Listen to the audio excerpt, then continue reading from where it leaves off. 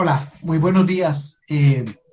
Muchas gracias por acompañarnos en esta presentación que tenemos hoy, por medio de la cual la Misión de Observación Electoral nos entrega un producto de una investigación que realizaron que lleva por título El impacto del conflicto armado interno en las elecciones colombianas entre 1958 y el año 2019. Yo quisiera como señalar dos cosas en la presentación de este informe. En primer lugar, en esta investigación es la importancia de tener una mirada objetiva, cuantitativa y cualitativa sobre lo que es el comportamiento electoral y su relación con el conflicto armado. Creo que esto es muy valioso porque nos permite en una larga duración entre el 58 y el 2019 una mirada sobre cómo es el comportamiento electoral, que es una dimensión muy importante del ejercicio político en un contexto de conflicto armado. Entonces creo que ahí hay un valor clave y además de eso pues hay unas aproximaciones a dinámicas locales que también creo que van a ser muy interesantes en esta mirada que estamos haciendo en la comisión sobre el conflicto armado, por qué hemos tenido un conflicto armado tan largo, la dimensión política en el conflicto armado y también sobre razones para que se mantenga, para que desafortunadamente nuestro conflicto armado, a pesar de sucesivas negociaciones, no cese definitivamente como lo vemos hoy. Entonces, ese es un punto muy importante. El segundo es que la comisión invitó a la sociedad civil a que le entregara informes, casos y investigaciones. Y en ese marco, yo quiero contarles que hemos recibido cerca de 1000 insumos producidos desde diferentes sectores de la sociedad civil, tanto organizaciones sociales no gubernamentales, organizaciones de centros de investigación, de la academia, de la universidad, institucionalidad pública, entonces personas naturales. Creo que eso es muy valioso porque demuestra como la movilización en torno a la verdad que ha generado la comisión en este contexto y además porque todo esto que de acuerdo pues a la voluntad de los autores de las investigaciones y de los insumos que se han producido, quedará en un lugar público para la consulta futura, tanto de investigadores e investigadoras, como de centros de investigación, como de decisores públicos, como de gente que le interesen estos temas.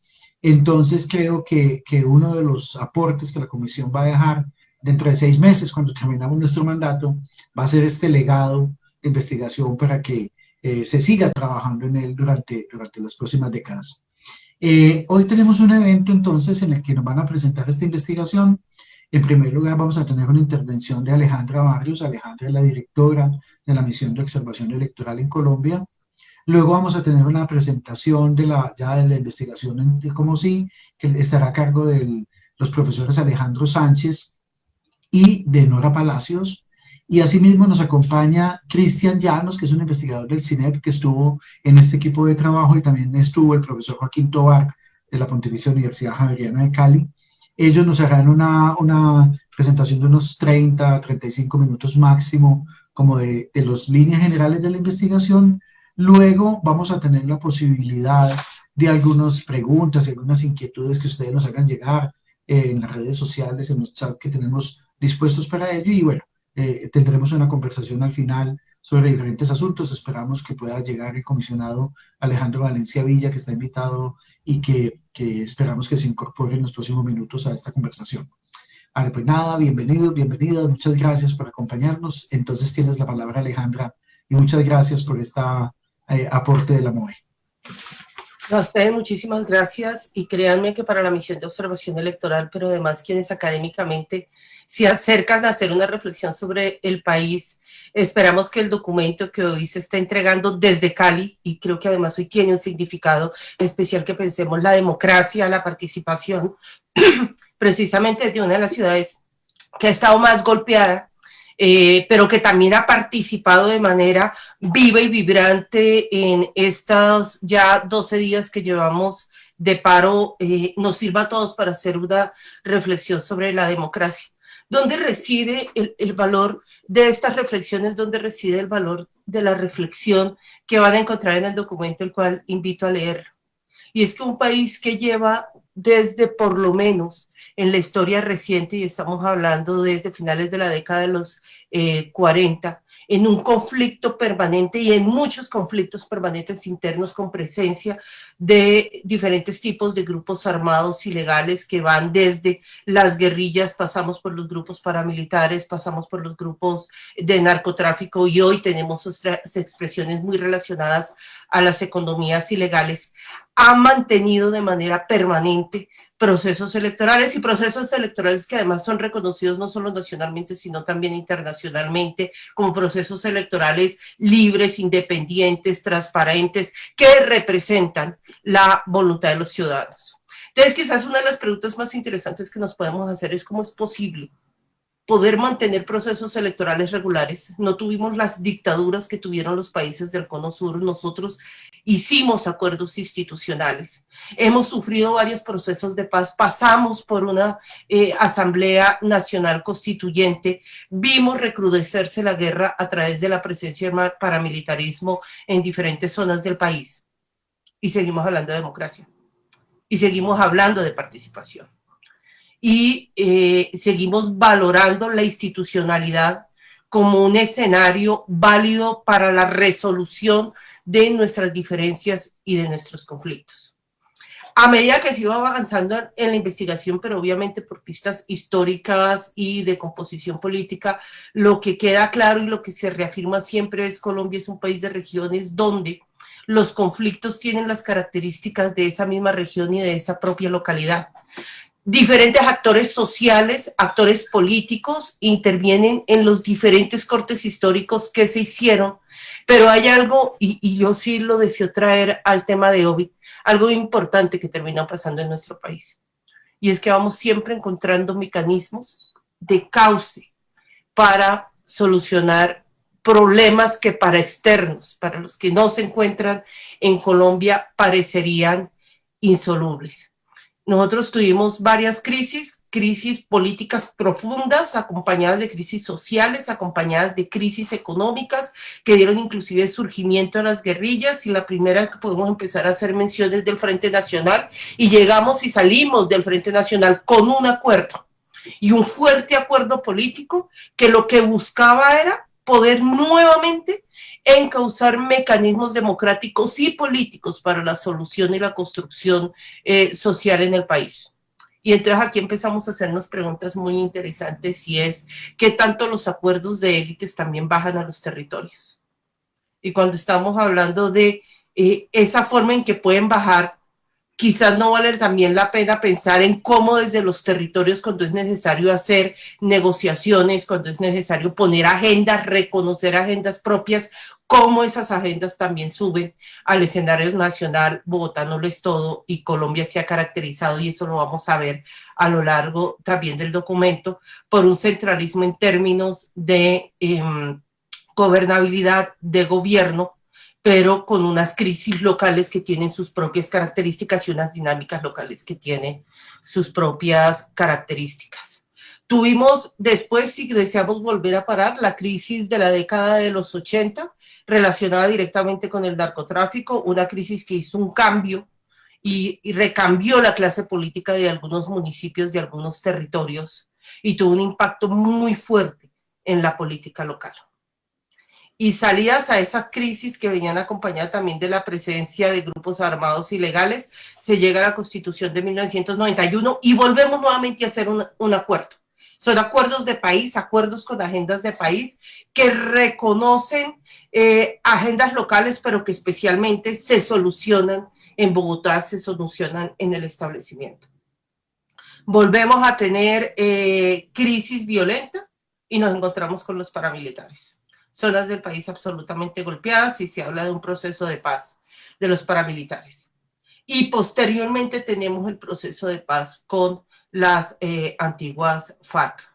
Y hoy estamos volviendo a hablar de agendas, de reconocimientos de los territorios. Y nos estamos volviendo a preguntar por la democracia, y nos estamos volviendo a preguntar por la participación. Y las respuestas que buscamos y en las que intentamos confluir siempre son cuáles son esas agendas nacionales, pero cada vez más nos vamos preguntando por cuáles son esas agendas locales. Y el centro de todo lo que termina gravitando es cómo logramos mantener escenarios democráticos y derrotamos los autoritarismos, así sean autoritarismos subnacionales, para poder reconocer las diferentes expresiones sociales, étnicas, sectoriales. Y creo que ahora estamos quizás en uno de los novedosos, en uno de los retos más novedosos, y es cómo derrotamos también esas diferencias interétnicas y logramos pactos intergeneracionales y logramos pactos intergeneracionales, que quizás es lo que los jóvenes y las jóvenes nos están reclamando hoy en la calle. Así que posiblemente vamos hacia un nuevo escenario de pactos, pactos que ojalá puedan tener, y eso esperamos y desde la MOE confiamos, siempre salidas democráticas de participación, de reconocimiento del otro y de la diferencia. Así que con ese camino que nos ayudaron a recorrer con reflexión, con juicio, con análisis de datos, buscando las diferencias, Alejandro, Cristian, Nora y todas esas personas que estuvieron al lado de la elaboración de este documento que se hizo con muchísimo cariño, pues creo que lo único que podemos hacer es se los entregamos y queda abierta siempre la conversación sobre la democracia, que en este país nunca, nunca, nunca termina. Muchas gracias, Alejandra. Muy bien. Yo creo que Alejandra empezó con un tema que yo quisiera destacar porque le apunta directamente a la función pública del informe. En las discusiones sobre la caracterización del régimen político en Colombia, siempre se nos presenta como una suerte de división muy, muy simple entre los que consideran que esto es una democracia dura, una demo dura, y quienes consideran que esto es una dictadura blanda. Y uno de los puntos siempre de debate es el tema electoral, ¿cierto? ¿Cuál es el papel de las elecciones? Lo llamativo que es que en este país hayamos tenido un ejercicio electoral casi ininterrumpido durante los últimos 120 años, ¿cierto? Y las características de esto. Y creo que en esa medida comprender la dimensión electoral, porque a veces es más fácil o mucho más útil que rotular es diseccionar. Y yo creo que eso es lo que hace la investigación, que se mete en el análisis de las elecciones y de los resultados y comportamiento. Entonces, bueno, creo que ese va a ser un ejercicio muy interesante. Ya le voy a dar la palabra a nuestros Alejandro y a Nora, que son pues quienes nos van a hacer la presentación. Recordarles a las personas que nos están viendo que nos envíen sus preguntas en el chat de redes sociales en los cuales está haciéndose la transmisión. Alejandra, muchas gracias, como siempre, una aliada, la MOE y vos, de esta labor. Un abrazo grande y gracias, Alejandra. Bien, entonces le voy a dar la palabra a Alejandro. Alejandro es investigador de la Misión de Observación Electoral, profesor de la Pontificia Universidad Javeriana de Cali, está en Cali. Aquí tuvimos una tertulia bastante interesante al comienzo, antes de empezar la transmisión sobre lo de Cali. Entonces, Alejandro va a hacer la presentación. Igualmente está Nora Palacios. Nora es investigadora de la Misión de Observación Electoral. Nora no está en Cali, Nora está en París. Así que, bueno, muy bien. Alejandro, Nora, tienen ustedes la palabra hasta por 35 minutos. Vale, gracias Max, Alejandra, y a todos los que estamos aquí. Yo voy a compartirles mi pantalla de una vez. Creo que tenemos tiempo para presentar algunas cosas del informe y poder provocar un diálogo con las personas que están aquí y las personas que nos siguen a través de YouTube o Facebook. Obviamente, pues quiero agradecer y reconocer el trabajo de todo el equipo que trabajó en la investigación, por supuesto de los investigadores, Joaquín, que no nos puede acompañar en la sesión de hoy, pero Cristian y Nora, que están acá, de mis colegas Daniela, Gisela, Alejandra y Karen, que hicieron un gran trabajo, digamos, procesando y analizando toda la información necesaria para reconstruir esta historia de este periodo tan largo. Y por supuesto para ese fantástico equipo de jóvenes que están hoy en Cali tratando de hacer incidencia y de comprender las cosas que están pasando acá. A ellos pues el saludo también, por supuesto. Ahora, conversando con Nora, hemos decidido que yo haga la presentación por dado lo corto del tiempo. Creemos que este informe, una de las cosas que presenta, que es muy interesante, es una base de datos sobre eventos de violencia política, que no es una base, es una base inédita que nosotros construimos a partir de un acervo en el que se conjugan los informes del itinerario de la violencia en Colombia del Comité Permanente para los Derechos Humanos para un periodo en la década de los 80, que incluye también los boletines de la Comisión Intercongregacional de Justicia y Paz para el periodo 88-95 y los datos, digamos, de la revista Noche y Niebla del Banco de Datos de CINEP para un periodo de los 90 hacia acá. Esta es una información de las víctimas que consideramos sumamente valiosa, no solo porque nos permite esta mirada de violencia específica contra funcionarios, contra candidatos, contra dirigentes políticos, contra servidores públicos con funciones electorales, sino además porque es una base compuesta por testimonios que nos cuentan historias sobre lo que está ocurriendo en ese momento. Y aun cuando recurrimos a otras bases para cubrir los años que faltan, pues aquí tenemos un insumo muy valioso del 84 al 2018. Trabajamos obviamente con las bases del Centro Nacional de Memoria Histórica y otras bases, aun cuando la información pues es escasa. Ahora, revisando esta gráfica, que es la gráfica construida para 7 departamentos donde se concentró la investigación: Antioquia, Huila, Arauca, Caquetá, Putumayo, Huila y Valle. Digamos, podemos ver cosas interesantes o cosas que deben de inmediatamente llamarnos la atención. ¿Cómo es posible que dos de los picos a los extremos de esta gráfica, picos de violencia política, se produzcan justo cuando avanzamos en procesos de paz con la insurgencia? Y cómo el gran pico del centro en la década de los 90, en lo que Gonzalo Sánchez llamó los años de la crisis humanitaria, pues nos hablan de la intensificación de la guerra y cómo ésta se relaciona con la violencia propiamente electoral, la violencia relacionada con los procesos electorales.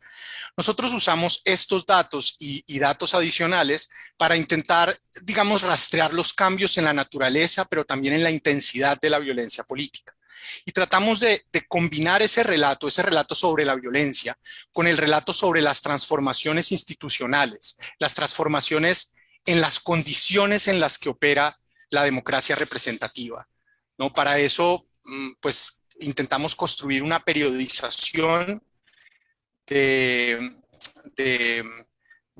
digamos, del extenso periodo que nos toca analizar, pero en términos generales, y el documento está ahí para que se revise, pues nosotros reconocemos para todo el periodo que la democratización ha sido un eje de contestación pública, un asunto en el que, digamos, se conectan los intereses de las organizaciones sociales que enfrentaban la represión del Frente Nacional, de los actores que promovían la descentralización y la reforma de la Constitución del 86, de aquellos que le apostaron a hacer elecciones durante la crisis humanitaria de los 90, digamos, cuando asesinaban, amenazaban candidatos por doquier en buena parte del país, e incluso aquellos actores que apuestan hoy en el marco del más reciente proceso de paz, pues por poder politizar las diferencias y las desigualdades en el terreno local. O sea, ahí hay un esfuerzo societal por la democratización que une a múltiples esfuerzos. También vemos cómo periodos de democratización coinciden con periodos de intensificación de la violencia electoral. Eso también es una cosa que aparece al contrastar los dos relatos. Yo quisiera resumir un poco algunas de las características de cada periodo como para presentarles el relato nacional de manera muy sintetizada que este informe propone. Los primeros años del Frente Nacional pues son años en los que, aun cuando no se produce, digamos, la violencia no desaparece. Entre el 57 y el 69 va a haber más de 88.000 muertes violentas en Colombia. Sí hay una reducción en la tasa de violencia que es muy importante reconocer. Esa tasa de violencia que pasa de 65 asesinatos por 100.000 habitantes a 25 en una década, que es, digamos, un logro de todas maneras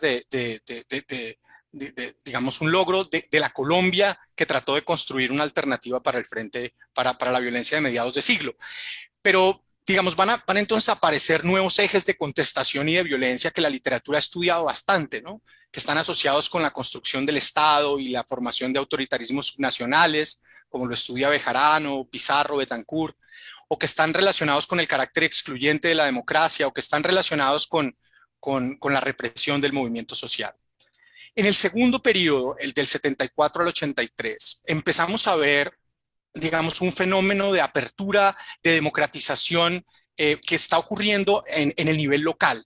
O sea, no solo hay una diversificación de las fuerzas políticas alternativas y particularmente de izquierda en todo el periodo, sino que hay lugares donde empiezan a ganar realmente elecciones. No es, digamos, su votación puede ser muy poco significativa a nivel nacional en términos porcentuales, pero empezamos a ver cómo a nivel local hay muchos municipios, Mutatá, San Vicente del Caguán, Apartado del Castillo, Puerto Berrío, Rivera, Huila, Vista Hermosa, donde estas fuerzas de izquierda empiezan realmente a obtener representación, y muchos de estos serán los escenarios de la violencia en la década siguiente. Al mismo tiempo que esto pasa, que esta democratización está ocurriendo un poco desde abajo, en el sistema se instala una abstención que medimos y le entregamos a la comisión una base de datos de abstención para todo el periodo, que es cada vez más notoria. Y al mismo tiempo la violencia, la represión cambia, que es otra de las cosas sobre las que nos interesa llamar la atención. En este periodo pasamos de una violencia centrada, de una represión centrada en detenciones arbitrarias a una violencia que se vuelve homicida, ¿no? Desapariciones y homicidios empiezan a ser las formas dominantes de ejercicio de esa violencia política. La década siguiente, pues, es la década en la que se materializan algunos de los esfuerzos de promoción de la democratización. El gobierno pone a andar un proceso de paz inédito con los insurgentes y pone a andar reformas descentralizadoras que llevaban estancadas una década. Pues es el periodo donde ya tenemos nuestra base de datos, donde ya empezamos a medir la violencia política asociada a las elecciones. Más específicamente, vemos el primer pico, que además va a coincidir con la primera elección de alcaldes, la elección de 1988. Lo interesante de este ejercicio es que aunque solo vemos 7 departamentos, los datos están allí para continuar, digamos, investigando. Pero además los destiempos que existen en la violencia entre los distintos departamentos. Mientras, por ejemplo, los picos de Meta y Antioquia, donde se está produciendo el genocidio de la UP, donde se está concentrando, son picos, digamos, sincronizados. Si uno revisa, por ejemplo, el Valle del Cauca, ve una violencia que tiene un pico en otro momento y que, por lo tanto, digamos, debemos intentar explicar esas diferencias. Digamos, en todo este periodo, esa democratización un poco desde abajo se va materializando cada vez con mayor intensidad. Inicialmente, en las elecciones del 86, la UP obtiene, por ejemplo, mayorías en 16 municipios, lo cual le da derecho digamos, a elegir el alcalde en el marco de los acuerdos hechos en el proceso de paz. Y para 1988, y miren que esto es interesante, más o menos un 10% de los votos del Partido Liberal y el Partido Conservador se han desplazado a otras fuerzas. Y un 10% pues es significativo en la historia del bipartidismo en Colombia. Esta violencia que va a empezar a intensificarse en este periodo del 84 al 92, pues a nuestro juicio coincide, y el análisis debe intentar explicar esa coincidencia entre esa democratización que está ocurriendo y ese primer pico violento que vamos a ver acá, y que es desgraciadamente el preludio de los años de la crisis humanitaria, digamos, esas 2 décadas siguientes en las cuales se van a presentar los picos violentos que nos muestran los datos de las víctimas. Digamos, es un pico que además ocurre en el marco de 2 procesos sobre los que llamamos la atención en el informe. Uno de ellos, la descomposición de los partidos políticos. Ha sido, creo que ya probado, que el proceso de descomposición comenzó antes de esta época, pero fue en esta época en la que se tornó más visible y más problemático. Terminamos la década con el sistema de partidos más personalizado del mundo, según los trabajos de Eduardo Pizarro. Entonces fue cuando el problema se volvió más problemático, más difícil para el sistema.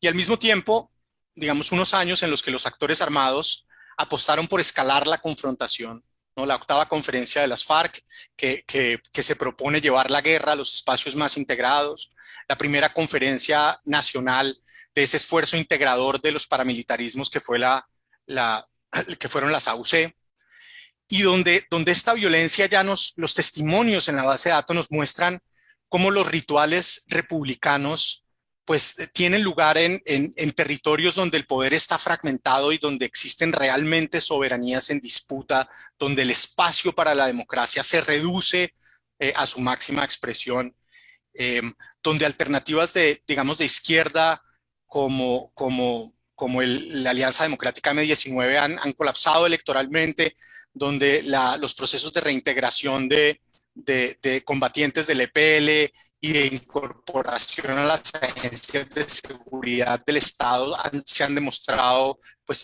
ser un fracaso, donde la base de datos nos muestra semanalmente cómo asesinan reinsertados en Medellín, que han creado cooperativas de seguridad, pero son asesinados sistemáticamente. Este además es un periodo en el que hay dos procesos legales, el proceso Chomil y el proceso de la parapolítica, que tienen un efecto muy profundo, que reconfiguran la competencia electoral en el nivel territorial, particularmente, por ejemplo, en el Valle. El proceso Chomil hace explotar las organizaciones existentes. Digamos, si 97, 98, ese primer pico, es el momento en el que las FARC trata de boicotear las elecciones a nacional, pues el segundo pico es el de esos años 2002 a 2004, 2005, en el que, digamos, los paramilitares alcanzan su mayor influencia electoral y política en el territorio, no solo a nivel local, sino construyendo canales para incidir en la política nacional, ¿no? Digamos, el declive de las FARC y el proceso de paz con los paramilitares, la descomposición de su proyecto articulador y la seguridad democrática coinciden en esa reducción de la violencia política que nos muestra nuestra base de datos, ¿no? La siguiente década, el siguiente periodo al que le prestamos atención, pues es el periodo que va de 2010 a 2018, donde pues no podemos dejar de reconocer la preocupación que nos genera ese nuevo pico que empieza a aparecer en nuestra base de datos en 2018 y que otros, digamos, múltiples agencias y actores sociales están mostrando. Electoralmente vemos cómo a nivel nacional en este periodo aparece la paz como epicentro de un clivaje, de una línea de ruptura, de un eje contencioso en torno al cual se arman posiciones políticas que buscan votos, que no es el único, que por ejemplo la desigualdad también aparece tematizada en ese nuevo contexto de nivel nacional. Y pues, digamos, ese pico de violencia nos parece que está profundamente asociado a una promesa de la paz, y es la promesa de que las diferencias y los conflictos pueden politizarse y llevarse a las elecciones en el nivel local. Digamos, otra vez nos parece que está pues asociado, que coincide con la democratización. La investigación revisa 7 departamentos y creo que esta diapositiva es muy importante por varias razones. Primero, porque nos muestra cómo las trayectorias a nivel territorial son muy diferentes. O sea, los datos de la base de datos de violencia nos permiten entonces empezar a pensar los subsistemas políticos territoriales, departamentales, y utilizamos los datos de la MOE, digamos, esas trayectorias que la MOE ha construido de la competencia electoral, esas explicaciones, esas caracterizaciones, para tratar de entender, digamos, cómo esta violencia se relaciona con las elecciones en el nivel territorial. Casi que los usamos como casos tipo, los departamentos, y entonces, digamos, usamos la teoría para tratar de entender cómo es esa relación. El informe presenta un capítulo sobre teoría bastante robusto, digamos, de esa teoría sobre cómo la violencia puede usarse como sustituto o como complemento de las elecciones. Puede usarse para ganar votos como complemento o para acumular poder despreciando la vía electoral, ¿no? Entonces usamos, digamos, esos estudios de Eaton, esos estudios de Acemoglu, Robinson y Santos, esos estudios de Higuera, de García, de Gutiérrez, los trabajos de Arjona, para tratar de entender estas dinámicas territoriales. Las gráficas ya son útiles para ejercicios de memoria, para tratar de pensar cómo se ha dado el conflicto en los departamentos, cómo han sido esas diferencias. Pero la teoría además nos permite pensar, por ejemplo, siguiendo Arjona, cómo el control del territorio es fundamental para que un actor pueda convertir su presencia militar en votos, en poder electoral, ¿no? Su poder militar transformarlo También los trabajos de Steele que hablan sobre cómo las elecciones envían señales a los violentos, cómo no solo la violencia influye sobre las elecciones, sino las elecciones tienen la capacidad de influir sobre la violencia. Y trabajos que se citan en el informe, pero que no se analizan tanto, acerca de cuál es el impacto para una sociedad del haber experimentado una guerra, altos niveles de violencia durante 50 años. ¿Qué pasa con, digamos, las competencias ciudadanas para el ejercicio democrático, ¿no? en una sociedad que ha vivido esto?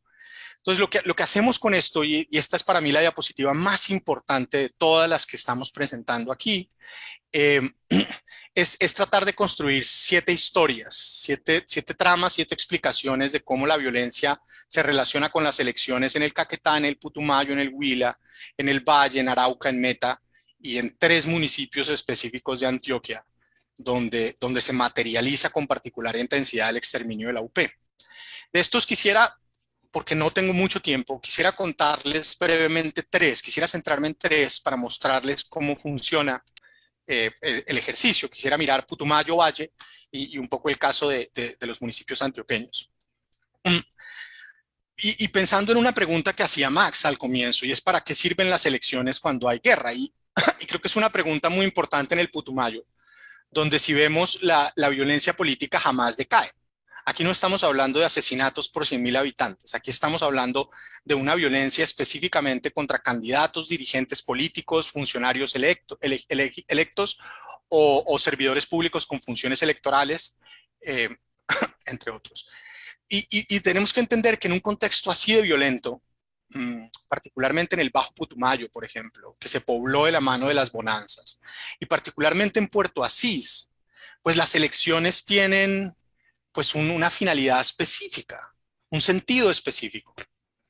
Nosotros, digamos, creemos que debemos reconocer que en ese contexto, digamos, las elecciones sirven para seleccionar a una élite política con la capacidad de mediar entre lo legal y lo ilegal, digamos, de ser un mediador entre ambos ámbitos y además de acoger las aspiraciones de movilidad social de una población pues vinculada a economías ilegales. Entonces, ese es el tipo de élite que unas elecciones creo que pueden elegir cuando se desarrollan en medio de las balas. Los datos de la violencia en Puerto Asís son como ustedes los pueden ver, ¿no? O sea, la tasa de homicidios supera los 100 por 100.000 habitantes, que es la tasa de guerra civil, y en algunos casos incluso llega a ser de 216 homicidios por 100.000 habitantes. Es el doble de una guerra civil. Entonces, pues digamos, con las bases de datos de la MOE podemos ver qué pasa con la competencia electoral.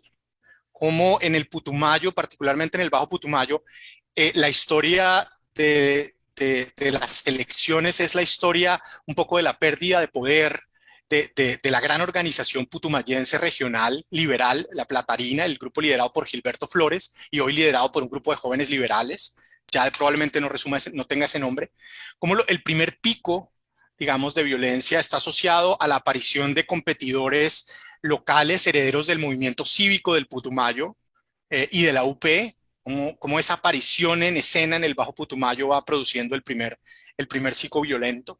El segundo, asociado a las marchas cocaleras de los 90, esas marchas que le dieron a las FARC, según Palacios, la base social más sólida que ha tenido una insurgencia alguna vez en la historia política de Colombia.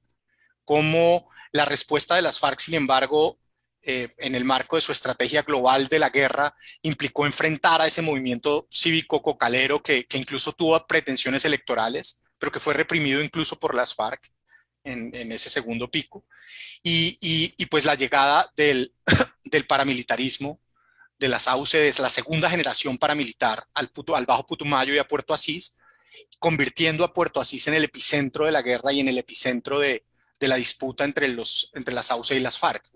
Un paramilitarismo que toma control de Puerto Asís, que convierte a Puerto Asís en el centro de sus operaciones y una guerrilla en la zona rural que en varias ocasiones le pone sitio al municipio y bloquea incluso el ingreso de alimentos. En ese contexto de intensificación del conflicto, de la guerra, es cuando aparece un político local en el que centramos nuestra atención para reconstruir su trayectoria, que es Jorge Coral. sea, cómo la guerra finalmente abre oportunidades a políticos locales que se especializan en esa intermediación entre los mundos legales e ilegales. En las elecciones de 2007, Jorge Coral sucede cuando él compite por la alcaldía de Puerto Asís, sufre un atentado donde muere un familiar suyo. En el día de las elecciones a su opositor, asociado con la Platarina, con el grupo liberal putumayense, le gritan asesino, asesino. Un año después, ese alcalde electo es víctima de un atentado a su vez con bomba en su casa donde muere su nieto. Un día después de elecciones le secuestran a su hijo. Uh, y en ese periodo, digamos, Jorge Coral se convierte en el gran elector de Puerto Asís. Pierde las elecciones de 2015, por ejemplo, porque compiten simultáneamente su candidato y su hermano, pero sus candidatos ganan en 2019. De Jorge Coral hay un video hablando con los paramilitares y por eso es puesto preso en 2015, cuando era candidato a la gobernación del Putumayo. Y estando preso obtiene el 27% de los votos. No se trata de generar un relato que aupe el escándalo, sino más bien entender cómo la guerra genera este tipo de situaciones. No vamos a hablar del Huila, que tiene 3 picos violentos muy, digamos, dramáticos, pero importantes de analizar. Pero sí diremos algo del Huila que es muy extraño, y es que en el Huila, en 2010, si uno identifica los grupos que identifica la MOE, los competidores regionales en las elecciones, esos grupos se identifican igual en la década de los 80. O sea, eso es muy inusual. En los 80 se produjo casi que un congelamiento y en 2010 aparecen los mismos grupos, salvo quizás por uno nuevo que ha aparecido, ¿no? Lo cual hace que el Huila sea muy extraño, ese departamento donde nacieron las FARC. ¿Sí? De los 4 frentes que tuvo las FARC en sus inicios, 3 estaban en el Huila. Y ese congelamiento pues contrasta drásticamente con el Valle del Cauca, donde digamos, es irreconocible el sistema político de los 80. Miren que el Valle no tiene el pico asociado al boicot fariano. Ese no aparece aquí en el Valle. El pico aparece años después. La violencia de los años 80 es una violencia muy descentralizada. Si bien la izquierda, digamos, es víctima de esas acciones violentas, también lo son otros partidos. Es una violencia homicida, es una violencia donde prima el sicariato. Digamos, entre el 88 y el 93 hay 50 atentados contra candidatos a cargos de elección. O sea, es una violencia selectiva, pero además es una violencia muy descentralizada que cuando tratamos de explicarla encontramos en los testimonios tramas que impiden referirla como a un relato claro territorial. Los concejales de Yumbo que son asesinados y luego amenazados con una carta en la que les dicen que a ver si siguen haciéndole oposición al alcalde. Las disputas mortales de los conservadores en Caicedonia, por ejemplo. Los asesinatos del alcalde de Argelia y de Río Frío en la década de los 90. Entonces, es una violencia que a nuestro juicio está relacionada con la presencia del cartel de Cali, obviamente, y sus múltiples estructuras armadas, pero además con la descomposición del Partido Liberal, que ha sido descrita de manera tan interesante por Andrés Murillo en su trabajo sobre el liberalismo de Cali, del Valle en los 80. Un liberalismo que se descompone en parte por la plata de los narcos, donde es fácil ser disidente y donde la política se va parroquializando. Es decir, la política local se va volviendo muy independiente. La política de los municipios del Valle va perdiendo conexión con el nivel regional. Las casas, los varones electorales casi pierden su primera elección popular en el 88 contra un recién llegado, un narrador radial, un periodista radial y de la prensa sensacionalista caleña, con un discurso populista que casi los barre, ¿sí? Para que hablemos de cómo perdían poder de manera acelerada. Y las organizaciones regionales que quedaban luego explotaron con el proceso 8000. Dinamitó los esfuerzos más exitosos de articulación de organizaciones que cada vez eran más locales, ¿no? Las historias políticas de Cartago, de Buga, de Buenaventura se van volviendo cada vez más independientes, más autónomas. Entonces, en Buenaventura, durante 20 años gobernarán 2 grupos que se alternarán el poder y que competirán utilizando todas las formas de lucha. la Buga de RQ, ese narco que pasó, digamos, un poco desapercibido durante 10 años, de Cartago de Rasguño, de Juan Carlos Restrepo, del Diablo, ¿no? Se vuelven historias cada vez más independientes. Las AUC llegan a finales del siglo y comienzos del nuevo siglo, se instalan entre Buga, Tuluá.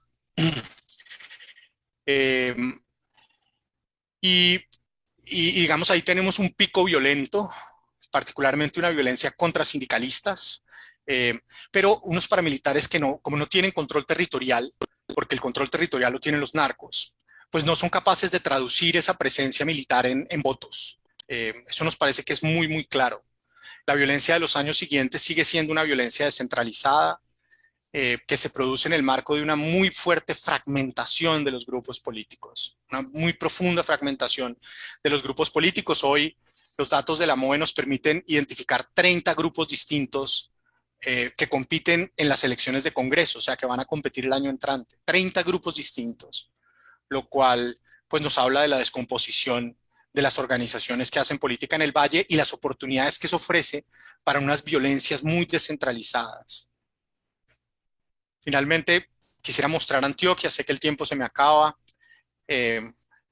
a velocidades apresuradas, porque en el caso, digamos, de los datos de Antioquia, nosotros terminamos centrando nuestra atención en los municipios de Mutatá, Segovia y Remedios, donde pues es muy claro o hay muchas evidencias de cómo la descentralización, la elección popular de alcaldes, esa democratización temprana, pues permitió la representación de intereses y de actores de izquierda que antes estaban excluidos. O sea, nuestras mediciones de volatilidad, por ejemplo, muestran cómo para esos municipios la volatilidad es altísima, es decir, le están quitando votos a los partidos tradicionales de una forma muy acelerada en ese periodo. Y no solo lo están haciendo, digamos, no solo es esos votos que se están moviendo producto del trabajo de organizaciones sociales, de la UP, de una base social y sindical, sino que hay muchos más votantes y hay nuevos votantes que están llegando a esas opciones de izquierda en esos municipios. Las cifras de participación también pues son muy claras, como la represión digamos, cercena esos espacios de participación, por ejemplo, en Mutatá, donde la participación en las primeras elecciones no volverá a ser igual, bueno, no volverá a ser igual nunca y solo se recuperará un poco en el nuevo siglo, cuando un nuevo actor armado ya hace presencia y cuando la competencia electoral se ha transformado, producto de la exclusión, de la represión que eliminó a un conjunto de preferencias específico del panorama político. Digamos, esto es objeto de análisis, como son objeto de análisis los dos procesos de transición violenta de Arauca y Meta, en los cuales hay en uno una presencia de actores ilegales con capacidad de incidir electoralmente, digamos de una insurgencia en el caso de Arauca, y en el caso del Meta una represión contra el movimiento social, pues que intentamos describir en el documento. Esta es una versión resumida. El documento intenta compilar el relato nacional con relatos localizados para los 7 departamentos. La base de datos está allí además para seguir siendo investigada. Bueno, el documento también incluye un acápite teórico que pues también nos interesa resaltar porque da cuenta de cómo este tema comienza a crear, o en torno a él comienza a crearse un acervo de explicaciones que nos permiten ir a reconstruir ya los casos puntuales en los territorios. Entonces, pues yo dejaría aquí. Espero que haya sido provocadora, espero Max que dé cuenta un poco de una síntesis del informe y estamos prestos pues a conversar sobre él. Vale, muchas gracias Alejandro por la presentación. Pues como terminaste un poquito antes, sabes que yo quisiera si Nora o Cristian quieren anotar alguna cosita, tenemos como unos 5 minutos todavía de la intervención central antes de pasar a las preguntas. Entonces, Nora, Cristian, por si de pronto quieren anotar alguna cosita. Nora, ¿quieres tú? Dale. Vale, listo. Algo que debemos resaltar en el ejercicio que hicimos es que a pesar de los múltiples actores armados que se enfrentan en la competencia electoral, siempre hay un intento por proteger la democracia, ¿no? Hay un intento por proteger la democracia, hay nuevos actores que están compitiendo en las elecciones y que ellos le apuestan a la democracia, ¿no? Cuando se termina el Frente Nacional, cuando se hace el desmonte del Frente Nacional en 1974, hay todo un movimiento de izquierda que comienza a participar en las elecciones. Es decir, a pesar del fraude electoral de 1970, ellos compiten en las elecciones de 1974 y van a seguir compitiendo en las elecciones de 1978 y van a hacer un pacto por las elecciones de 1984 cuando se crea la Unión Patriótica. Entonces hay una apuesta por las elecciones, hay una necesidad, es una búsqueda constante por reformar el sistema electoral, por las reglas de competencia electoral, pero además creen que las elecciones son ese espacio de pacificación de las pasiones políticas, lo que se ha pensado desde la Revolución Francesa, ¿no? Y ellos creen, ¿no?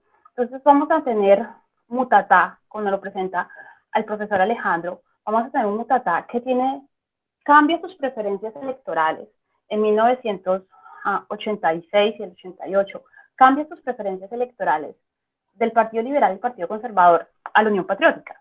Si le apuestan a la participación de nuevos partidos políticos, ¿no? Y creen que las elecciones son viables, a pesar de la represión que llega, años pues, que le llegan en el 86 y en el 88, con las masacres de Mutatá, Segovia y Remedios. Pero a pesar de eso, siguen compitiendo en las elecciones del 88, compiten en las elecciones de 1990 y creen que la descentralización de la competencia electoral es importante. Entonces hay toda una comunidad, toda una sociedad civil que le ha apostado a la democracia, a pesar del conflicto armado.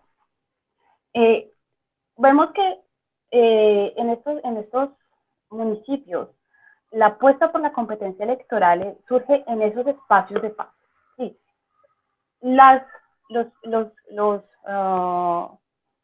Los tratados de paz son indispensables para las elecciones y la sociedad cree en esos espacios, en los momentos de participación electoral que está mediado por procesos de paz. Y lo vamos a ver de nuevo en 2016, cuando la participación electoral de los municipios vuelve a ser alta. Con esto quiero contarles que finalmente los territorios que son los más afectados por el conflicto, han sido los más afectados por el conflicto entre el 58 y el 2018, pues son ellos también los más afectados por el impacto del conflicto en las elecciones, porque los que están en disputa es el gobierno local. Las elecciones a nivel nacional de Congreso y Presidente son menos afectados, como lo narraba Alejandro, pero donde están siendo afectados los actores políticos son en los territorios. Es allí donde tenemos que mirarlos más claramente y claramente pues protegerlos, pero son a la vez ellos mismos los que más confían en el proceso electoral. Entonces, la apuesta es a resguardar el proceso de paz y a cuidar las elecciones, a participar en las elecciones regionales. Tenemos en 2023 elecciones regionales. Y es allí donde realmente las elecciones tienen ese espacio de pacificación de las pasiones políticas. Dejo para que Cristian. Gracias. Vale, muchas gracias, Nora. Cristian. Sí, bueno, muchas gracias. Solo anotar que también notamos cambios en las formas o en las modalidades de violencia política que se ejercieron y que se ejercen contra los candidatos, contra los militantes de los partidos que ya conocemos la historia de la UP, y esas modalidades van cambiando, digamos, en el tiempo. Es decir, pasamos de las desapariciones forzadas, de las torturas, a las detenciones, luego a las ejecuciones extrajudiciales, a los homicidios.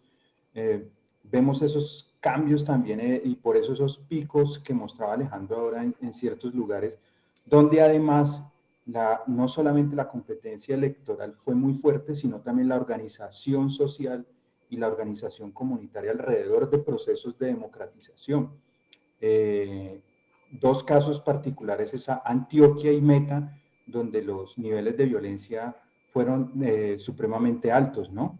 En relación a estos procesos organizativos que se generaron alrededor de moverse en el territorio para hacer el proceso de las campañas electorales que estaban siendo y que fueron obstaculizadas, incluso, como lo dicen los mismos relatos de la base de datos de Noche y Niebla y de las otras bases de datos, fueron obstaculizadas por la fuerza pública, por ejército o por policía.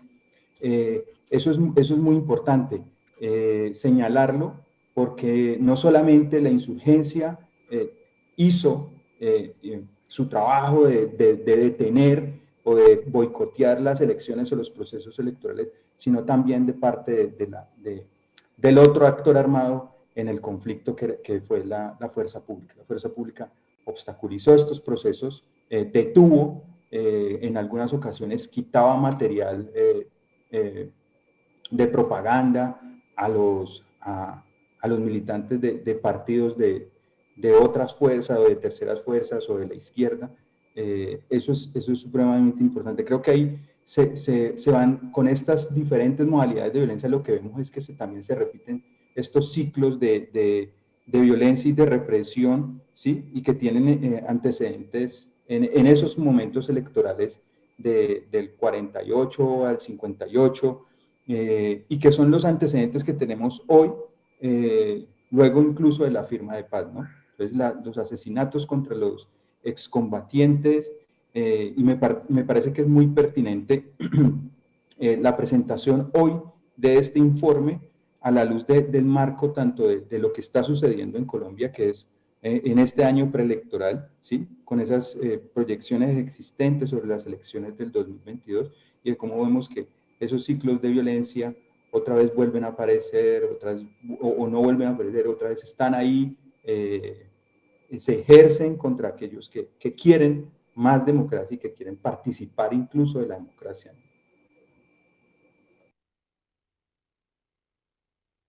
Vale, Cristian. Cristian, muchas gracias. Bien, vamos a abrir un espacio de preguntas. Tenemos como 4 o 5 preguntas que nos han llegado. Yo, pues, les voy a proponer una cosa. Voy a hacer las 5 preguntas y Alejandro, Nora y Cristian deciden qué contestan. ¿Les parece? Sí, como a ver, del menú, ¿qué les parece?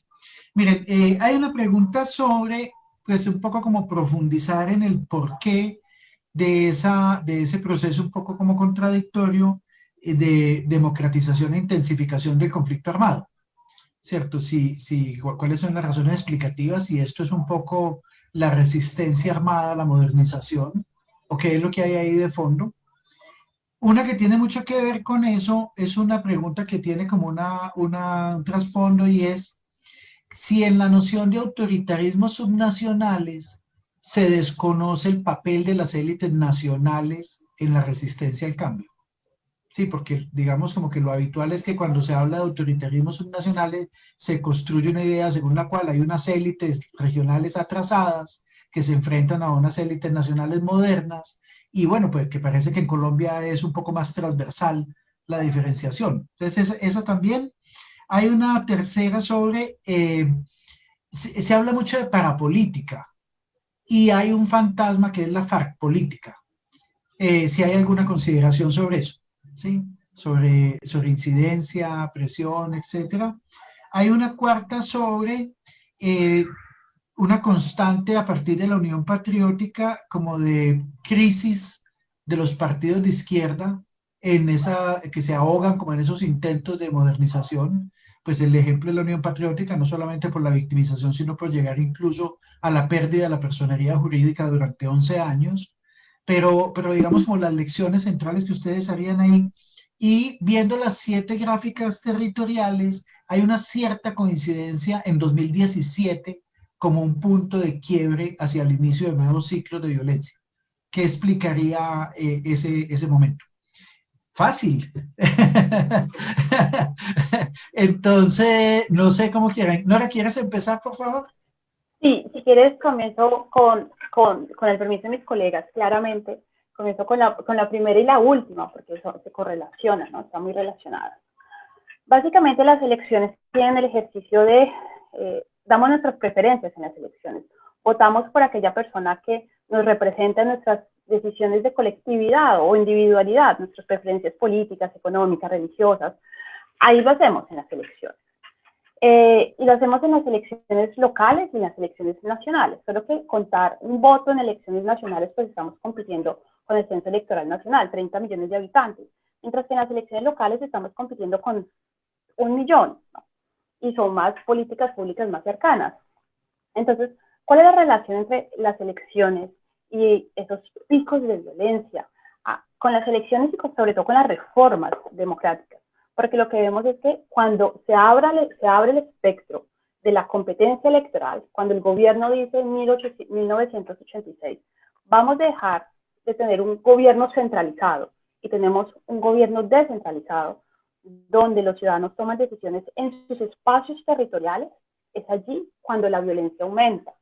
Que desde arriba viene una presión desde abajo, desde el pueblo, que dice, necesitamos descentralizar, tomar decisiones. El Estado desde arriba dice, listo, lo hacemos.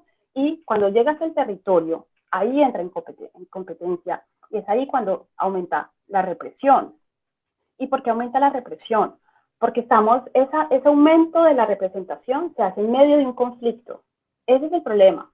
Y es que hay unos espacios cooptados entre la violencia y el ejercicio democrático. Si esto se hiciera en espacios pacíficos, en espacios en países donde no existiera un conflicto, pues sería distinto, porque la manera de resolver el conflicto ya está resuelta. Es decir, la violencia no es el medio para resolver el conflicto. Pero en medio de un conflicto, valga la redundancia, de una guerra, pues la violencia sigue siendo el mecanismo para resolver esos conflictos. Entonces, esa descentralización política se hace en medio del conflicto y el conflicto coopta las elecciones, básicamente.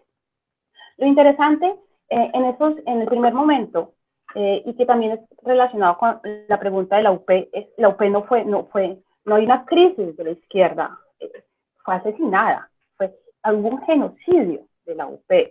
Entonces Alejandro le decía claramente, en 2016, hay clivajes. ¿Qué son los clivajes? Los clivajes son esas rupturas de la sociedad, donde esas rupturas de la sociedad permiten que se creen partidos políticos y que esos partidos políticos sean el mecanismo que atrapa esa fuerza que rompe la sociedad, que está a punto de romper la sociedad, pero que a la vez la representa. Entonces, recoge esa fuerza tan fuerte que va a romper la sociedad y representa, y entonces vuelve y cohesiona, ¿no? Son aglutinadores de esa ruptura. Entonces, ¿cuál ha sido nuestra gran ruptura? El conflicto, ¿no? Y entonces tenemos dos momentos importantes que crean partidos, que los clivajes crean partidos políticos. 1984, cuando se crea la Unión Patriótica, que es la unión de múltiples partidos políticos, y el 2016, donde se crea el Centro Democrático. Solo que el único que sobrevivió de esos dos momentos importantes de clivajes, pues ha sido el Centro Democrático, porque la Unión Patriótica fue asesinada. La dificultad de la Unión Patriótica es que ella nunca pudo ser nacional, es decir, nunca logró tener el tiempo y el espacio para competir en elecciones nacionales.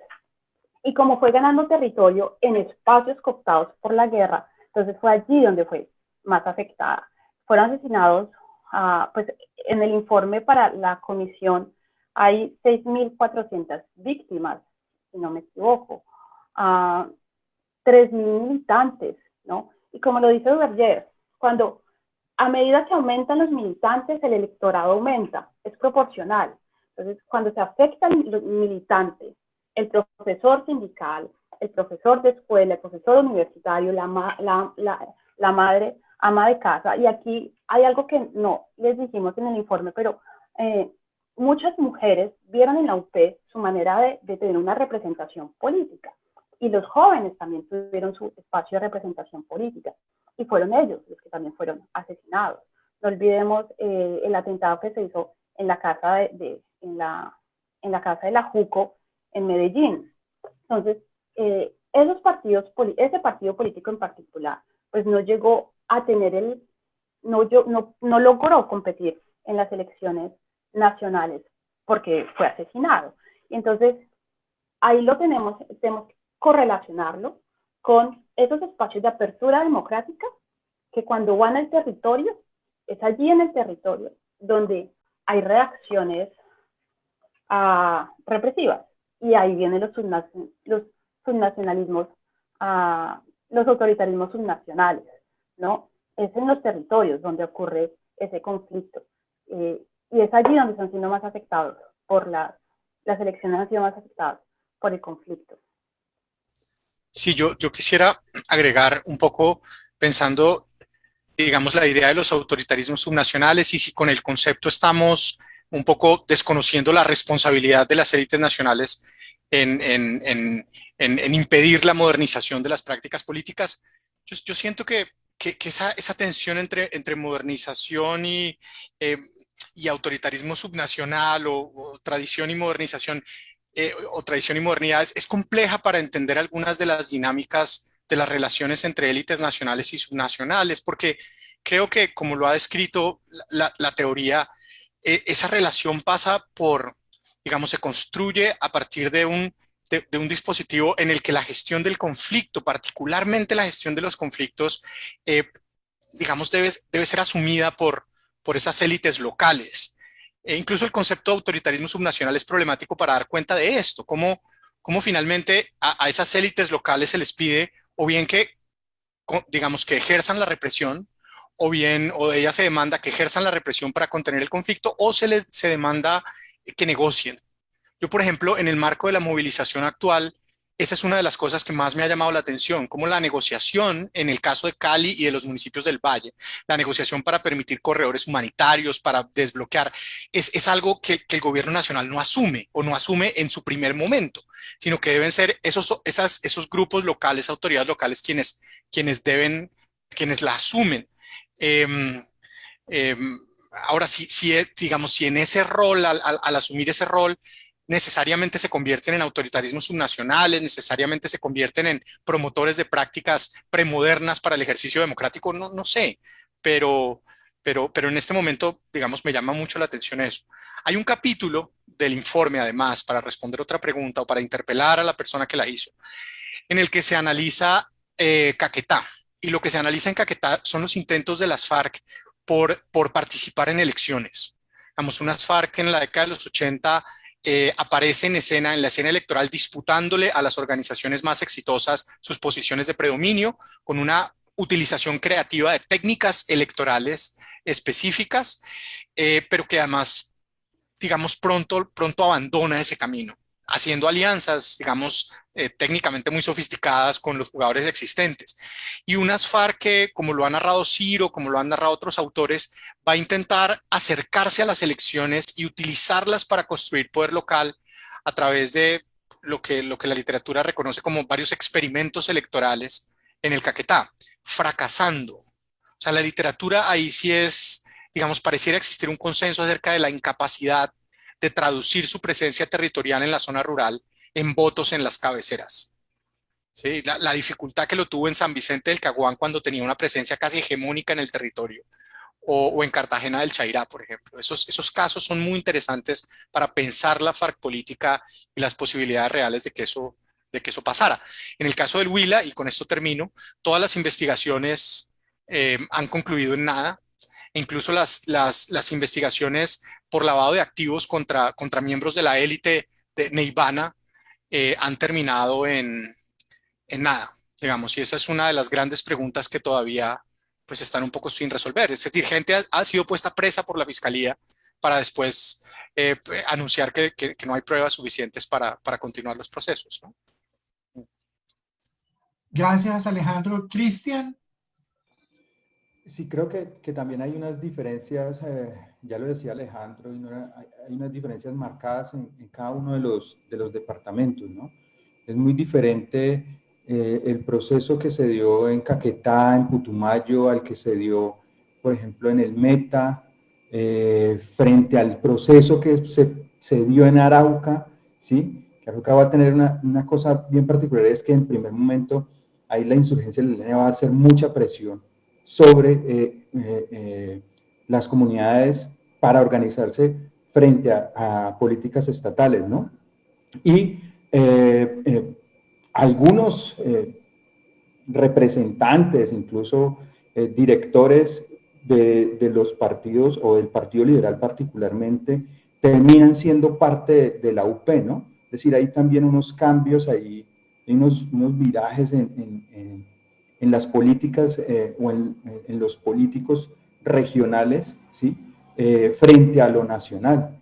Y después de esos mismos, va a haber esos mismos cambios, como la notaba Nora, en términos de cambiarse, por ejemplo, el centro democrático, o seguir siendo liberales, pero apoyando las políticas desde otros lados, como el Partido Conservador, el Partido Liberal. Es decir, la política en lo regional no se negocia tanto en lo regional, se negocia sobre todo en lo nacional y se negocia con las élites. Es el caso del exgobernador Acosta, que terminó dirigiendo casi la política en Arauca, ¿no? Incluso desde el exterior, cuando era cónsul en Singapur, o incluso armando o ayudando a armar lo que hoy conocemos como el partido de la U o Cambio Radical, ¿sí? O sea, fragmentando aún más las fuerzas políticas incluso al interior de los mismos departamentos. Entonces, a esas diferencias nos encontramos en la investigación. Estos cambios, ¿sí? En algunos casos hacia la izquierda y en otros casos más hacia la derecha, ¿no? Vale, Cristian, gracias. Nora, hay una pregunta con respecto a una afirmación que tú hiciste, que te la traslado, y es que dicen que qué datos revelan que la UP no fue un partido de representación nacional, ya que obtuvieron 390.000 votos en las elecciones presidenciales del 86. Cuando digo que no tuvo impacto, corrijo mi afirmaciones, no tuvo impacto en las elecciones nacionales. ¿Cómo se miden los partidos políticos? Los partidos políticos se miden básicamente a cuál es el porcentaje de votos que reciben en las elecciones nacionales y en congresos, que son elecciones nacionales, pues, circunscripción nacional. La UFED obtuvo en el Congreso aproximadamente 2% de votación, y en las presidenciales esos 300.000 votos pues no son muy significativos, son básicamente como el 2 o el 3%. Entonces, el Partido Liberal y el Partido Conservador siguen siendo los partidos con mayor peso en las elecciones. Si miramos el número efectivo de partidos políticos, solo habrá dos, el Partido Liberal y el Partido Conservador. Entonces, en las elecciones nacionales, la UP no tuvo un impacto importante en la competencia electoral. Ellos, a pesar de que tuvieron varios senadores y representantes a la Cámara, y que tuvieron un alto porcentaje de votación en las presidenciales, comparado a la inexistencia de otros partidos políticos antes de 1986, pues su impacto no es relevante en la competencia electoral, pensando en la competencia electoral. Esto no quiere decir que no fuera una competencia importante, ¿no? Porque de hecho fueron asesinados por eso, porque en el primer nivel electoral, en la competencia subnacional, allí sí estaban transformando la competencia electoral, ¿no? Es allí donde tenemos que bajar nuestra mirada, porque seguimos siendo miradas muy centrales, ¿no? Muy nacionales, como las únicas competencias electorales que nos importan fueran las presidenciales y el Congreso. Es en la alcaldía, en el departamento, en el consejo. Nunca miramos las elecciones de consejo, nunca miramos las elecciones de asamblea departamental. Y es allí donde la UP estaba modificando la competencia electoral. Y es por esa modificación de la competencia electoral por la cual la UP fue asesinada y por la cual muchos líderes políticos están siendo asesinados actualmente. Y es allí donde está lo más duro del conflicto armado, en la competencia electoral subnacional. Y es allí donde ingresan también los dineros ilícitos. Entonces, ¿cómo se pagan todas esas campañas en pequeños territorios? ¿Cómo se elige al alcalde de Leticia? ¿Cómo se elige los alcaldes de los territorios más alejados del centro del país? ¿Con qué dineros? ¿De dónde vienen los recursos? ¿Quién los financia? Es allí donde tenemos que cuestionarnos. Como lo dice Alejandro, si lo pensamos en esta perspectiva, todos nos preguntamos qué pasó con el alcalde en Cali, ¿no? Y si tuviéramos otro alcalde o otra gobernadora, tal vez la respuesta hubiera sido distinta. Entonces es allí, en lo local, donde lo difícil, y fue allí donde fueron asesinados. Cuando nos preguntaban por qué las élites nacionales permiten la violencia, y la respuesta es clara y nos la dice Francisco Gutiérrez Anín: la violencia a nivel subnacional queda oculta ante las relaciones internacionales y ante los que nos miran, ¿sí? Pero la violencia a nivel nacional es muy costosa para los gobernantes, es muy costosa, tan costosa que la canciller tuvo que viajar a Europa para dar explicaciones. Pero nunca nadie obligó a la canciller en el atentado de Bojayá a que fuera a explicar el atentado de Bojayá. Pero tampoco ella tuvo que viajar cuando estalló la bomba en el Cauca hace 2 meses. Sí, la violencia a nivel nacional es costosa para los gobernantes. La violencia a nivel subnacional no es costosa, y entonces las élites nacionales aceptan la existencia de una violencia a nivel subnacional porque no les cuesta ante los organismos internacionales, ¿no? Y por eso es allí donde se ejerce violencia en las elecciones y donde el conflicto tiene un impacto en las elecciones. Vale, muy bien. Gracias, Nora, gracias, Alejandro, Cristian, Alejandra. Yo voy a comentar como 5 ideas que creo que de lo que ustedes han presentado, que nosotros en la comisión pues estamos trabajando, y luego le vamos a dar la palabra a Alejandro Valencia, el comisionado, quien hará la intervención de cierre. Miren, la primera cosa es que parece fácil, pero ustedes lo han constatado, tenemos un problema cuantitativo a la hora de hacer la investigación, porque tenemos muchos cruces de información, diferentes bases de datos.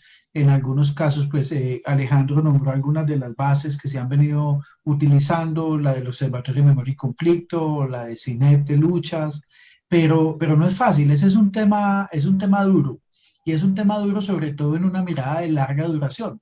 Sí, yo creo que tenemos estadística más o menos consolidada que de los 80 en adelante, pero de ahí para atrás se va poniendo difícil. Yo recuerdo hay una base de datos de la Universidad de los Andes sobre resultados electorales, y bueno, pero ese es un tema clave. Nosotros, pues ustedes lo saben, los investigadores e investigadoras, y le contamos también a las personas que nos ven en este momento, hemos recibido una gran cantidad de bases de datos, pero el trabajo de depurar la información no es fácil, ¿sí? O sea, los filtros que hay que hacer y las cruces de variables, pero creo que ahí, porque eso nos permite partir de una cierta base objetiva para interpretar los fenómenos, y creemos que eso es muy importante. Creo que hay un segundo asunto que a veces se pierde, pero pues para nosotros como comisión es muy importante, que es el reconocimiento y reivindicación de lo importante de lo político en el conflicto armado colombiano.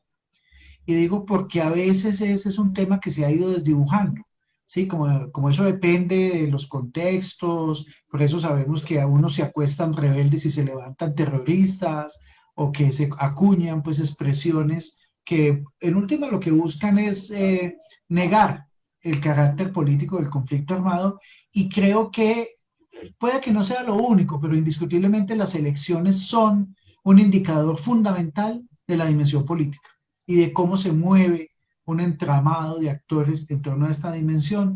Entonces creo que esa es una segunda dimensión que me parece muy importante de pensar de lo que ustedes nos han entregado. La tercera, que ya la anunciaba en la entrada, y es puede que nos pongamos de acuerdo en que un régimen político que no hace elecciones no es una democracia, pero digamos la otra entrada es qué tipo de elecciones hace un régimen político como este y cuáles son las perspectivas que eso tiene. Y ahí lo conecto con el siguiente elemento, porque ahí me parece que hay una parte fundamental de la investigación que ustedes nos entregan hoy, que es lo regional. O sea, yo sí creo que esa mirada que ustedes nos han entregado y que es tan importante, la comisión desde el comienzo de su mandato creó una dirección de territorios, un poco para dar cuenta de esa mirada diferencial, tanto en materia de esclarecimiento como en materia de diálogo social.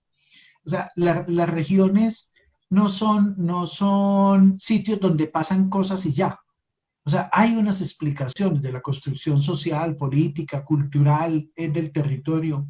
Pues yo estoy en Medellín, ¿cierto? Y la pregunta que siempre nos hacen a quienes trabajamos en estos temas de investigación en Antioquia es, ¿por qué Antioquia es como es?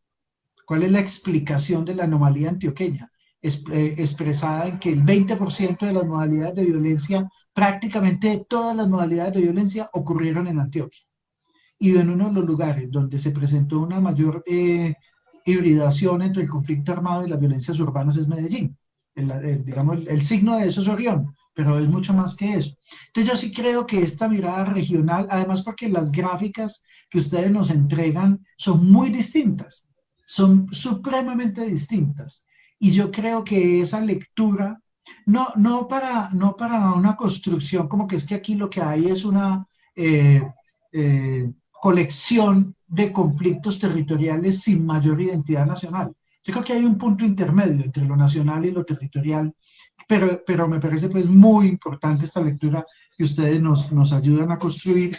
Y un último elemento que quisiera destacar tiene que ver con la comprensión en lo electoral de las coaliciones políticas y de las coaliciones políticas alrededor de proyectos paramilitares, pero también la activación de coaliciones políticas distintas, asimétricas, con otras particularidades en torno a algunas iniciativas insurgentes. Ustedes han nombrado algunas de ellas, pues sabemos lo de Caquetá, lo de Arauca, que se ha conocido pues en algunos casos, en su momento grababa un poquito, aunque luego pues la arremetida lo desvertebró, pero creemos que eso es muy importante porque nosotros hablamos de la necesidad de una comprensión de los entramados sociales y políticos que se han movido en torno al conflicto armado.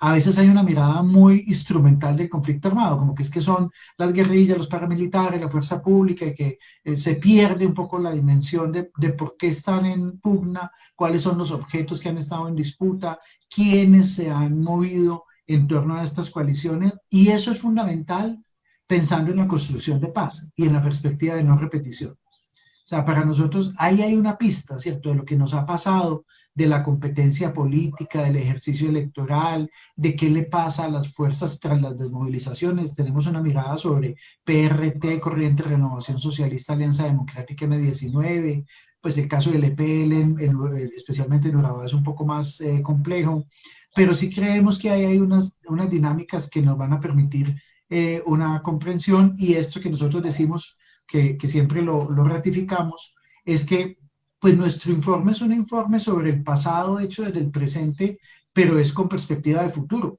¿cierto? Pues nosotros el potencial del informe de la comisión, que es un informe que va a ser serio, sustentado, argumentado, es para cambiar el futuro, como diría Eduardo Pizarro, ¿cierto? Como para que rompamos esta perspectiva de que siempre tiene que este país vivir en medio de la violencia.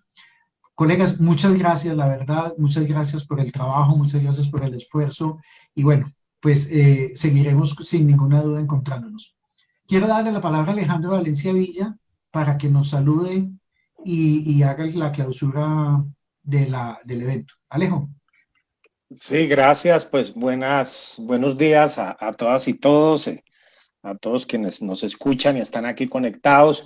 Y de verdad, pues lo primero es dar un agradecimiento pues a la misión de observación electoral de la Organización de los Estados Americanos, pues por este trabajo sobre el impacto del conflicto armado en las elecciones 1958 a 2019, que de verdad pues pone un foco sobre un tema para nosotros muy central que está incluso en nuestro mandato y que tenemos que dar una respuesta a él, que es el tema del impacto a la democracia. Nosotros nos hemos obsesionado más, es decir, con unos impactos muy particulares, es decir, todo lo que tiene que ver muy con persecución a movimientos políticos, movimientos sociales, es decir, etcétera, etcétera. Y a veces no le habíamos dado como el suficiente énfasis, es decir, precisamente al tema electoral, ¿no? Y es decir, y el tema electoral es de algún otro modo el que, pues es como el termómetro de una democracia. Entonces, de verdad, por eso agradecemos mucho que la mirada de ustedes, es decir, está pues muy centrada en esos aspectos. Me dicen que no ven mi cámara en estos momentos. Yo aquí tengo prendido ahora. Hay como... no te vemos, Alejo. No me veo. A ver, pero bueno, yo aquí la tengo como si estuviera prendida, ¿no? Curioso. o me tocaría volver a entrar, o no sé si me demoraré más. Ah, No, dale, dale, tranquilo. Fíjate si no está cerrada la pestaña, Alejo. no, curioso porque está abierta la pestaña y está aquí el botoncito de luz también prendido. Yo juré que pero claro, no Dale. estoy viendo lo negro. Bueno, disculpen si no me están viendo, entonces les decía que pues fundamental esta mirada electoral, porque pues, es decir, decía que las elecciones son el termómetro de la democracia y ver esta relación de elecciones, conflicto armado, pues durante los diferentes periodos para nosotros es central y capital. Bueno, ya escuchándolos a ustedes, pues ya nota muy interesante ver eh, cómo apuntan a señalar, ¿no? Que la participación de movimientos de izquierda, la participación de movimientos de derecha en las elecciones, pues ha tenido unas características muy típicas, ¿no? En diferentes momentos y sobre todo también en la propia política regional. Entonces yo creo que importante también que nos permitan ver esas dinámicas territoriales que pues son realmente como muy disímiles. También escuchándolo y sobre todo escuchando más la reflexión de Nora, me salía la inquietud, bueno, si no se hubiese exterminado, por ejemplo, la Unión Patriótica en su momento, es decir, cuál habría sido realmente el impacto a futuro, ¿no? A la democracia en Colombia y en particular, digámoslo, a la propia participación política en temas más electorales, ¿no? Es decir, obviamente, y tú lo decías, bueno, en términos prácticos, eso no tuvo como un impacto muy definido, digámoslo, en lo nacional, ¿no? No cambió las correlaciones de fuerza, pero uno dice, bueno, si la UP hubiese seguido, ¿qué hubiese pasado con la izquierda? ¿Qué hubiese pasado con todo al respecto? Yo creo que de todas maneras son preguntas, ¿no? Que desde la comisión, de alguna u otra forma, nosotros nos las tenemos que formular en ese sentido. Sí, de todas maneras llama la atención, ¿no? Dentro de las paradojas de este país, que obviamente cada vez más la participación electoral se reduce, los niveles de abstención siguen siendo muy altos y bueno, también habría que preguntarnos de algún otro modo si, si ese propio conflicto armado tiene algo que ver, ¿no? Tiene algo que ver, tiene algo que explicar en torno a por qué la participación política a nivel electoral de algún otro modo pues es tan reducida, es decir, y que progresivamente también se viene reduciendo. Entonces reitero, pues yo creo que nos llama la atención sobre un elemento central y sobre todo pues con un análisis que nos va a permitir complementar como esta visión que nosotros estamos desarrollando sobre el tema de los impactos a la democracia y también pues de toda la afectación a lo que es la política y la participación en política en Colombia en estos últimos 50 años. Entonces, pues, de verdad, pues muy relevante el trabajo y pues lo miraremos con detalle. Saben que estamos justamente en esta etapa muy final de la redacción del informe, justamente con Max, es el que estamos ahora muy metidos con todo este tema de la caracterización del régimen político. Entonces, pues Max, a trabajar con el informe, a trabajar con el informe de la misión de observación y bueno, ¿no? Y puede que eventualmente haya la posibilidad más adelante de tener por lo menos con los investigadores, pues con ustedes investigadores tal vez algún intercambio, ¿no? Que de pronto sería importante ahí como a partir de la lectura y frente como algunas tesis que algún de otro modo tenemos que haber y sobre todo que pues ya ahí escuché la intervención de Alejandro, de alguna otra forma este informe nos tiene que ayudar también ayudar a responder algunas cosas que actualmente están pasando en este país, ¿no?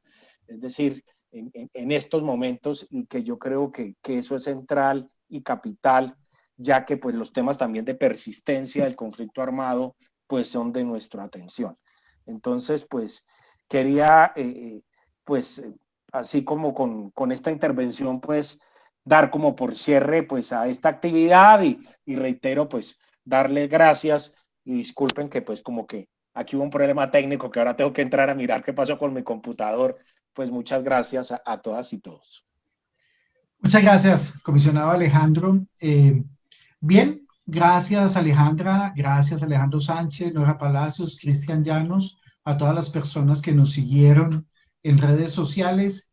Y bueno, pues aquí vamos en este proceso rumbo al informe final, a 6 meses de terminar. Así que les invitamos a que nos sigan acompañando en esta labor. Gracias, un abrazo y buen miércoles.